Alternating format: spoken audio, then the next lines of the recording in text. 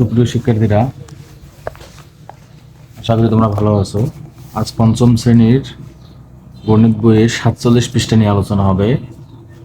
এখানে 1 নং প্রশ্নে দেওয়া আছে, নিম্নের কোন দুইটি সংখ্যার ন্যূনতম সাধারণ গুণিতক 30। আমরা এরকম প্রশ্ন দেওয়া থাকলে প্রথম সংখ্যা দ্বারা দ্বিতীয় সংখ্যাকে, যে অপশন চারটি দেওয়া থাকবে, প্রথম সংখ্যা দ্বারা দ্বিতীয় সংখ্যাকে এবং দ্বিতীয় সংখ্যা দ্বারা প্রথম সংখ্যাকে গুণ করব।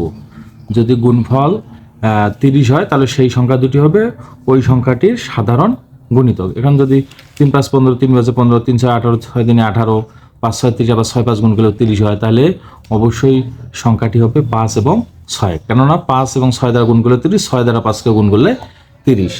আর কোনো সংখ্যা দ্বারা এখানে 30-এর গুণ করা যায় না। 5 এবং 10 গুণ করলে 50 হয়, 3 এবং 6 গুণ করলে 18 হয়, 3 এবং 5 গুণ করলে 15 হয়। একমাত্র একটি সংখ্যা আছে 5 এবং 6, 6 দ্বারা 5কে গুণ, 5 দ্বারা 6কে গুণ করলে 30 হয়। অর্থাৎ সংখ্যাটির ন্যূনতম সাধারণ গুণিতক হবে 5 এবং 6, এই দুইটি সংখ্যা। তিনটি বাস যথাক্রমে 3, 4 ও 5 মিনিট পর পর থামে। ন্যূনতম কতক্ষণ পর বাস তিনটি একত্রে থামবে? সময় হবে 3, 4, 5 এবং 3, 4, 5 এর লসাগু যত তত মিনিট। কিন্তু 3, 4, 5 এর লসাগু নির্ণয় করতে গিয়ে দেখা যাচ্ছে যে এদেরকে কোনো সংখ্যা দ্বারায় ভাগ করা যায় না। তাহলে আমরা কি করব? সংখ্যা তিনটিকে পরস্পর গুণ করব। 3 4 12, 5 12, 60, 60 মিনিট। 60 মিনিট পর বাস তিনটি একত্রে থামবে। তাহলে অবশ্যই এর উত্তর হবে 60 মিনিট। 5 ও 7-এর গসাগু কত? 5 দ্বারা আমরা যদি 7-এর গসাগু নির্ণয় করি, 5 দ্বারা 7, 5 একে 5 থাকে হলো 2, 2 দ্বারা আবার যদি 5কে ভাগ করি 2 দুগুণে 4 থাকে হলো 1, 1 দ্বারা যদি 2কে করি 2 একে 2, অবশ্যই আমাদের গসাগু বের হলো 1। তাহলে 5 ও 7-এর গসাগু আমাদের 1। 15টি আম ও 25টি লিচু সর্বাধিক কতজন শিক্ষার্থীর মধ্যে সমানভাবে ভাগ করে দেওয়া যাবে? তাহলে সর্বাধিক কথা বলা আছে এখানে 15টি আম এবং 25টি লিচু। তাহলে 15 এবং 5-এর আমরা গসাগু নির্ণয় করব। 15 এবং 25-এর গসাগু নির্ণয় করব। 15 দ্বারা 25কে আমরা যদি ভাগ করি, 15কে 15 অবশিষ্ট থাকে 10, 10 দ্বারা আবার 15কে ভাগ করব, 10কে 10 অবশিষ্ট থাকে 5, 5 দ্বারা আবার 10কে ভাগ করব, 5 দুগুণে 10। তাহলে গসাগু বের হলো আমাদের 5। তাহলে 15টি আম ও 25টি লিচু 5 জন শিক্ষার্থীর মাঝে সমানভাবে ভাগ করে দেওয়া যাবে। তাহলে শিক্ষার্থীর সংখ্যা হবে 5 জন। লসাগু ও গসাগু এর পূর্ণরূপ লিখি। আমরা লিখব লসাগু সমান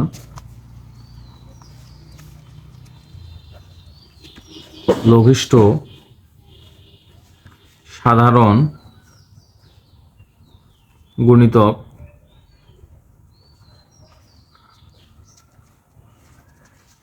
গসাগু সমান গরিষ্ঠ সাধারণ গুণনীয়ক। এটা 2 নং প্রশ্ন। তাহলে লসাগু পূর্ণরূপ হচ্ছে লঘিষ্ঠ সাধারণ গুণিতক, গসাগুর পূর্ণরূপ হচ্ছে গরিষ্ঠ সাধারণ গুণনীয়ক। মুখস্থ করতে হবে আমাদের। নিচের সংখ্যাগুলো 3 দ্বারা, পরবর্তী প্রশ্ন আছে, নিচের সংখ্যাগুলো 3 দ্বারা বিভাজ্য কিনা যাচাই করি। যে অঙ্কগুলোর সমষ্টি 3 দ্বারা বিভাজ্য, সেই সংখ্যাগুলোই 3 দ্বারা বিভাজ্য। এটা মনে রাখতে হবে। অঙ্কগুলোর সমষ্টি যদি 3 দ্বারা ভাগ করা যায় তাহলে সেই সংখ্যাটি 3 দ্বারা বিভাজ্য। এখানে প্রথম সংখ্যাটি আছে 4 2 3, 3 আর 2 5 আছে রে 9। তাহলে এর যোগফল হচ্ছে 9। তাহলে এটাকে আমরা ভাগ করলে 3 3-কে 9। তাহলে আমাদের সঠিক উত্তরটা বের হয়েছে। তাহলে আর বাকি সংখ্যাগুলো আর করবো না, এটাইতে আমার উত্তর। তারপরও 4 আর 3 7, 7 6 13, এটার যোগফল 13, কিন্তু 3 দ্বারা ভাগ করা যায় না। আবার 4 নং প্রশ্ন আছে, নিচের সংখ্যাগুলো 4 দ্বারা বিভাজ্য কিনা যাচাই করি।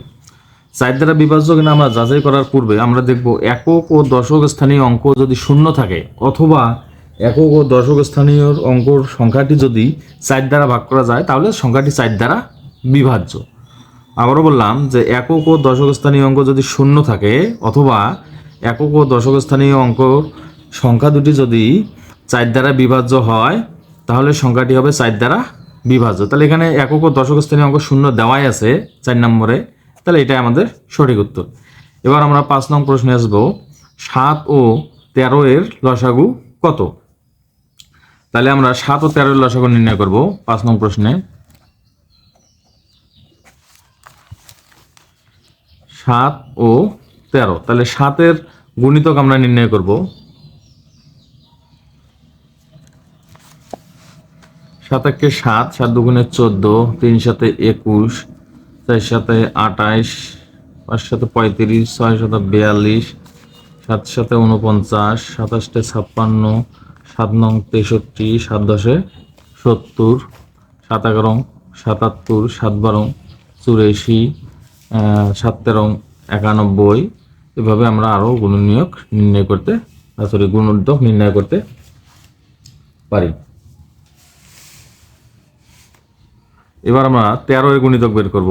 13 এর গুণিতক, 13 কে 13, 13 দুগুণে 26, 3 13 39, 4 13 52, 5 13 হলো 65, 6 13 78, 7 13 91, 8 13 160, এভাবে আমরা আরও লিখতে পারি। এদের মাঝে দেখা যাচ্ছে আমাদের যে সংখ্যাটি মিল আছে, 7-এর গুণিতক এবং 13-এর গুণিতকের মধ্যে মিল আছে আমাদের এখানে 91 এবং 91।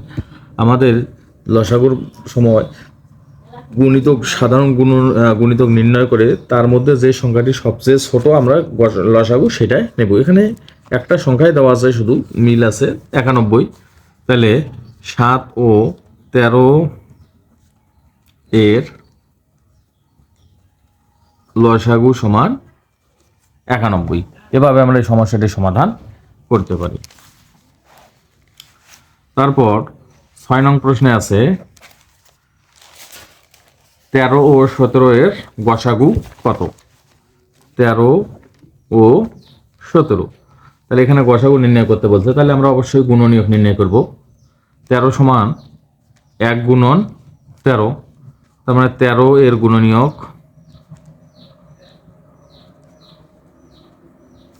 1 13। আবার 17 সমান 1 গুণন 17, 17 এর গুণনীয়ক 1 17। সুতরাং 13 ও 17 এর সাধারণ গুণনীয়ক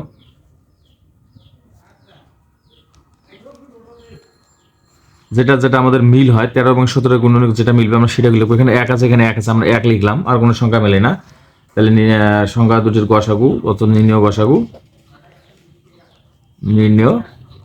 গসাগু সমান 1। আমরা এভাবেও করতে পারি, 13 দ্বারা 17কে ভাগ করব, 13 কে 13, অবশিষ্ট থাকলো 4, 4 দ্বারা 13কে ভাগ করব, 3 4 12, অবশিষ্ট থাকলো 1, 1 দ্বারা 4কে ভাগ করবো, 4 1 কে 4। অবশ্যই এই লাইনটা লিখবো, নির্ণয় গসাগু 1, উত্তর 1। আশা করি তোমরা বুঝতে